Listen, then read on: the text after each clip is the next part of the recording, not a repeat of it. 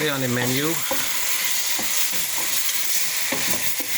chicken necks in a nice brown sauce and some spinach and rice. That's what the doctor ordered for today. I'm going to put my herbs in. Sweet peppers, onions, garlic, a piece of ginger, celery,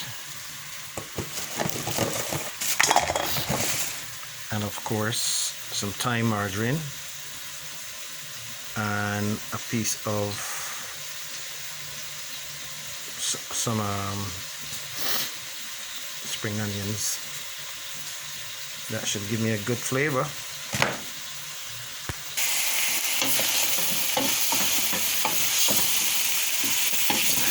Of course, I have already put in some curry in here and some 5 spices to add more zest to my pot. Add some water to this now, let it rapid boil for like half an hour. Then add my barbecue sauce, some bit of ketchup and some mustard. Second pot, getting ready for my spinach rice. I just seasoned my pot with some spring onions or chives, whatever you call them, some black pepper. I don't use salt period in none of my pots, so I use black pepper, piece of sweet peppers in there. So I'm gonna put a Scotch bonnet in there to put a little heat in the pot as well, and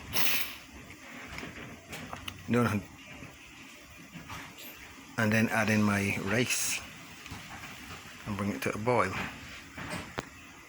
I don't worry with the Scotch bonnet. I use a pepper that is not hot, but is a pepper just for seasoning the pot.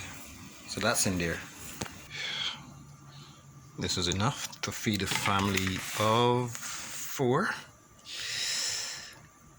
and have leftovers for the next day that can feed another 4. Because you know, rice yields a lot. And of course, I don't eat white rice. My rice must always have turmeric in it, because I cook. That's how I cook, with enough herbs and spices, only natural stuff. So I don't generally eat white rice. The rice has to be colored with turmeric. And here is a good hack for you. Whenever I preparing meals, I always cut up my veg first on a cutting board and then transfer it onto newspaper. It's easier to keep the place clean, and then I just cut the paper like this and into the garbage. That's a hack. No secret to it. This is how I finish my pot. A little bit of mustard, barbecue sauce in this Sprite bottle, ketchup, a little bit of pepper sauce. I let that simmer until we get a thick consistency of the sauce. So here is my sauce. The consistency is still a little bit watery. So we're gonna let that boil down for another half an hour on low heat till we get a nice consistency, and by that time it should be finished. If there's one tool that every good kitchen should have, it's this: scissors. You want to use your scissors to cut all those bags, you know. It makes it easier to get it out when you use a scissors instead of trying to cut it with a knife. So most important tool in my kitchen is this. I cut up. You can even use this to cut your vegetables up. not all, like your spring onions, you know, anything that's stringy. You can use your parsley. You can use this to cut them up. So scissors, for me, one of the most important things I have to have in my kitchen.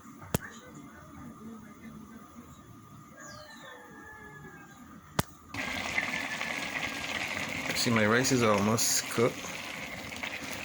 At this point, I will just turn the stove completely off and let the steam finish it, and get ready to put my spinach in it. Spinach is ready to be washed. I'm gonna wash it, make sure it doesn't have any, you know, slugs or anything on it before I put it in the pot. And then I'm going to introduce it to my steaming rice. I don't want to put the spinach in too early because I want it just to be blanched in the steam in the rice, so you get more nutrients out of the spinach. Okay.